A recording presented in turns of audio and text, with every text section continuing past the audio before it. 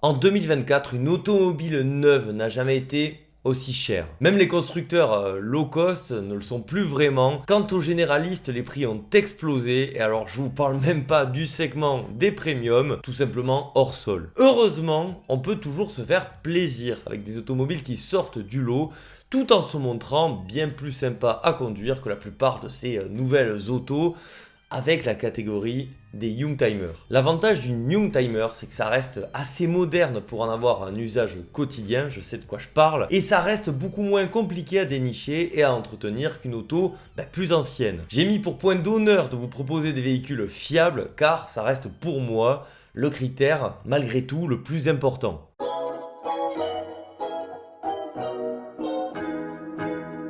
C'est l'été, et qui dit été dit roadster. Pour 10 000 euros, ça devient compliqué de se trouver un joli BMW Z3, mais pas impossible si l'on opte pour les versions 4 cylindres. J'en vois déjà qui vont râler, bien sûr, avec un budget supérieur, les versions 6 cylindres sont plus recommandables, mais pas forcément indispensables. En fait, le meilleur compromis, ça sera le Z3 équipé du 1,9 litre de 140 chevaux qui permet à ce petit bolide de se mouvoir de façon honnête et tant qu'à faire en phase 2 car la finition est de meilleure facture. Ce qui est bien avec ce premier roadster BMW grand public, c'est qu'il s'est vendu assez largement, c'est un sacré carton, ce qui fait qu'il en reste encore pas mal de disponibles en occasion, donc prenez votre temps. Le BMW Z3, il a un look d'enfer, c'était tout de même la voiture de James Bond, mais au-delà du look, lorsque j'ai eu l'honneur d'en essayer un, ce qui m'avait particulièrement plu, c'est l'ergonomie globale du véhicule hyper bien pensée. Une vraie auto plaisir qui se montrera très solide et pas si cher que ça à entretenir avec ses modestes cylindrées. La Mazda MX-5 c'est la rivale du Z3, en fait c'était plutôt le Z3 qui arrivait suite au succès insolent de la Mazda MX-5, donc NA. J'aurais d'ailleurs préféré vous conseiller cette dernière, mais autour de 10 000 euros aujourd'hui, ça devient vraiment juste. Alors que sa remplaçante, la Mazda MX-5 NB, elle est encore disponible sous cette barre symbolique. À ce prix, on peut encore trouver, avec un peu de chance, les versions 145 chevaux. Le cas échéant, les versions 110 chevaux sont déjà recommandables. La voiture étant assez légère, elle se montre vive et procure des sensations de conduite assez géniales. Une vraie voiture vivante qui a le bon goût d'être un modèle de fiabilité. Son seul défaut, ça sera la rouille qui fait des ravages, malheureusement, sur cette Mazda. Et là aussi, je sais de quoi je parle. Tant qu'à faire, partez sur une version restylée, la NBFL, qui, je trouve, apporte un supplément de caractère à l'auto. L'ergonomie à bord, elle est parfaite, malgré un côté, je l'avoue, un brin austère de l'habitacle. Mais l'un des meilleurs points, en plus de sa fiabilité, c'est la disponibilité des pièces. Sachez en profiter avant que sa cote, à l'instar des autres Miata, ne décolle. On fait une pause du côté des roadsters parce que là je vais vous parler d'un véhicule diamétralement opposé. Il s'agit du Toyota Previa. Alors de prime abord, lorsqu'on voit ce véhicule, il ne se passe pas grand chose. Eh bien dites-vous que techniquement, ce Toyota Previa, il est assez dingue. À l'instar de certains Renault Espace F1, le Toyota, il adopte lui aussi un moteur central. Bon ok, ici c'est pas un V10. Mais quand même, je trouve ça sacrément culotté de mettre ce type d'architecture dans un véhicule aussi civilisé sur le papier. Niveau puissance, c'est quand même honnête avec un 2,4 litres atmosphérique de 135 chevaux. Mais ce qui est drôle, encore une fois, c'est que c'est une propulsion. Ça doit être quelque chose de drifté avec ça. Bon, pour les plus frileux d'entre vous, sachez qu'il existe aussi une version 4 roues motrice. Si on revient sur cette fameuse architecture de moteur central, dites-vous que c'est là pour permettre une répartition des masses idéale. Le moteur il est positionné sous les sièges avant, incliné à 75 degrés. Attention, c'est précis, ce qui permet à ce Toyota Previa d'avoir un excellent comportement routier. Ça reste avant tout un monospace, donc les passagers seront également choyés. D'ailleurs, on peut voyager jusqu'à 8 à bord de ce véhicule tellement atypique. Bon, je pense qu'après cette présentation, vous foncerez tous pour en acheter un et vous aurez raison. Mais laissez-moi vous donner un dernier argument. L'auto était disponible avec un petit réfrigérateur pour les versions les plus luxueuses. De quoi faire la merloc ultime à bord de ce véhicule. On va parler d'un véhicule encore familial mais moins extrême dans son approche. J'ai bien surnommé l'Alfa Romeo 156. Ceux qui me connaissent le savent, j'adore l'Alfa Romeo 156. Étonnamment, lorsqu'elle est sortie, je l'appréciais, mais sans plus. C'est lorsque je l'ai essayé sur ma chaîne, il y a de cela maintenant quelques années, que le coup de cœur a eu lieu. J'ai tout aimé sur cette voiture, ce genre d'automobile où je ne vois aucun défaut apparent. Que ce soit sa ligne à tomber, dessinée sous la direction de Walter da Silva, qui sera aussi déclinée en une élégante version break, cette voiture de l'année 98 a fait tourner des têtes et sera même l'un des plus grands succès de l'histoire d'Alfa Romeo. Comme quoi un rachat n'est pas forcément synonyme de clone à l'inspiration douteuse. Je dis ça comme ça, bien évidemment. Niveau moteur, c'est du tout bon et du fiable. Oui, c'est fiable, je le répète, une Alfa peut être fiable. Tous les moteurs sont recommandables et pour 10 000 € maximum, on peut même avoir une version dotée du très noble Busso en 2,5 litres V6 de 192 chevaux. Si l'entretien vous effraie, vous pourrez toujours vous orienter vers les très bonnes et toniques Twin Spark ou alors un choix très sympa aussi pour un daily efficace, c'est les 5 cylindres diesel coupleux très solides et en plus de ça très économique à l'usage. Je vais à présent vous parler d'une auto dont je ne parle vraiment pas assez. Parce que oui, la Saab 900 mérite vraiment votre attention. Elle s'adresse à ceux qui recherchent un véhicule de qualité tout en se démarquant des éternelles allemandes. Malheureusement, la cote des vrais 900 elle est en train d'exploser ces dernières années. Pour un budget de 10 000 € maximum, je vais plutôt vous parler des Saab 900 dites NG, sorties entre 1993 et 1998. Alors oui, je sais, ces versions reposent sur une plateforme d'Opel Vectra. Ça fait pas hyper rêver, je l'avoue, mais c'est le seul défaut. Car pour le reste, nous avons droit à une auto exotique disponible en différentes variantes. Cette suédoise, elle est souvent très bien équipée et se montre très solide.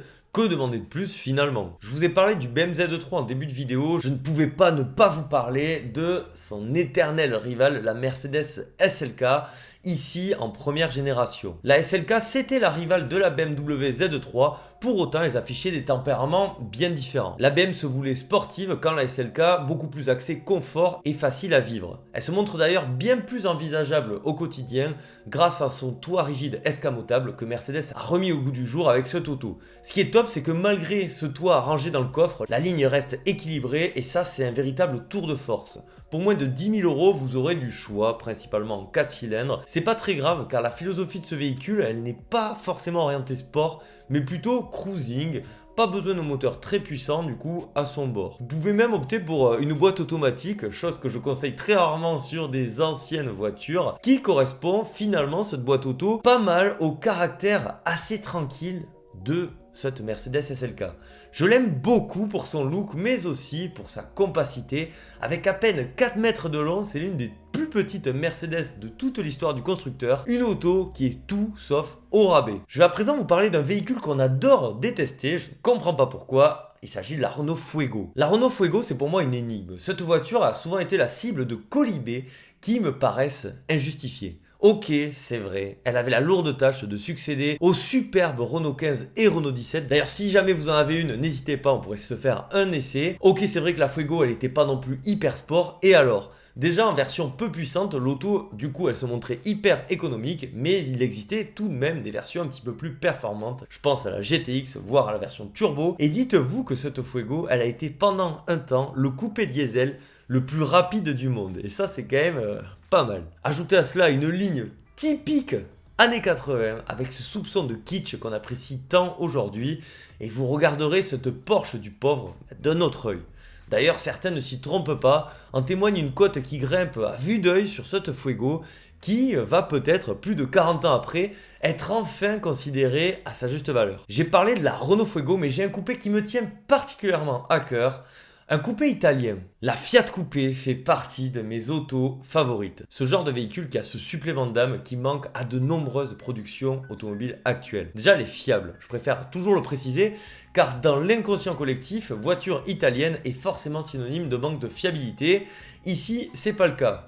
Il y a également le caractère. Quel caractère de fou! L'auto, elle est dessinée par Chris Bangle et elle me régale. Je sais qu'elle est hyper clivante, mais pour moi, ça marche complètement. Que ce soit l'extérieur, habile mélange de détails rétro combiné à des lignes taillées à la serpe, mais également l'intérieur avec ce bandeau qui reprend la teinte extérieure et qui court tout le long de la planche de bord, c'est une véritable réussite. Un des autres avantages de la Fiat Coupé, ce sont ses tarifs très acceptables, mais dont la cote est en train de lentement mais sûrement monter. Niveau moteur, on commence avec le très pétillant 1,8 litre 130 chevaux, également vu sur la Fiat Barchetta. Autre chef-d'œuvre de Fiat, soit dit en passant, mais je vous ai beaucoup trop bassiné avec ce véhicule. Et niveau puissance, ça peut aller jusqu'à 220 chevaux en version turbo, assez décoiffante. C'est vraiment une auto qui détonne dans le paysage automobile actuel et pour moi un véritable coup de cœur. Un autre coupé que j'ai beaucoup apprécié et essayé, je vais vous parler de la Honda Prelude de 4ème génération. La Honda Prelude 4G, je l'adorais déjà avant de l'essayer car c'était ma voiture de base dans Gran Turismo.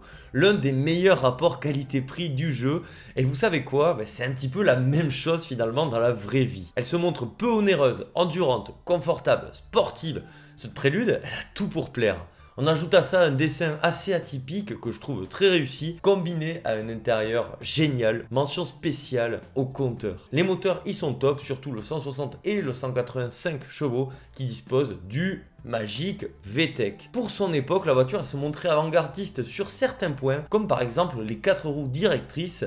C'était déjà le cas de la génération précédente, mais même ici, en 92, c'était quand même sacrément innovant.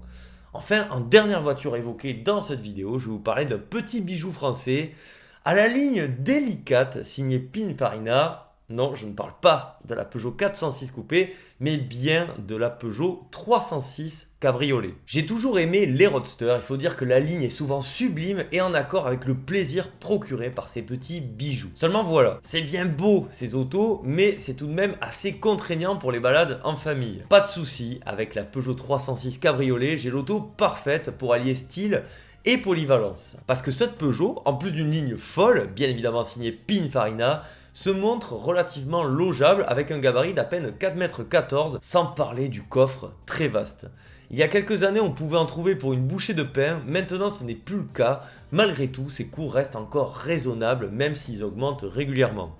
La mécanique, comme toute bonne 306, elle est solide, même si clairement l'auto elle est plus faite pour rouler tranquillou le long du ferré que pour arpenter les cols pyrénéens. Pour ça, il y a la 306 S16 167 chevaux qui se montrera bien plus à son aise. Le seul petit défaut de cette très élégante 306 cab, ça sera la disponibilité malheureusement de certaines pièces spécifiques. Et c'est donc ainsi que se termine cette vidéo sur 10 Youngtimer pour moins de 10 000 €. Si vous avez des suggestions de modèles, n'hésitez pas à m'en faire part depuis l'espace et bien sûr des commentaires. Sachez qu'une vidéo similaire sur des autos plus anciennes est également prévue. Si cette vidéo vous a plu, pensez au like, à l'abonnement, c'est hyper important. Un immense merci à tous les atmophiles qui me soutiennent, que ce soit depuis Patreon ou YouTube, rejoindre. Vous êtes les atmophiles ultimes, malgré tout le plus important c'est pas ça, et vous le savez, c'est quoi le plus important? C'est de prendre soin de soi, donc prenez soin de vous. C'était Atmo, je vous dis à la prochaine, allez bisous, ciao.